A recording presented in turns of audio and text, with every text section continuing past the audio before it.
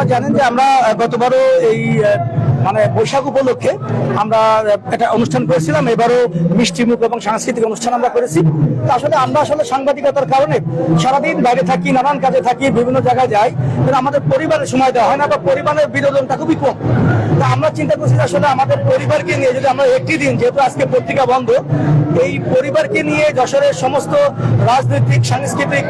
কর্মী যারা আছেন তাদেরকে নিয়ে একটা মিলন মেলা, আসলে সবাই মিলে আমরা একটু মিষ্টিমুখ করলাম, সবাই একটু গান বাজনা শুনলাম, সবাই মিলে একটা দিন যেন আমরা আনন্দের ভিতরে থাকি আমরা, এবং আমাদের যে পুরোনো বছরের যে ভুল ভ্রান্তি, আমাদের পুরোনো বছরের দুঃখ কষ্ট সবকিছু ভুলে আগামী বছরও যেন আমরা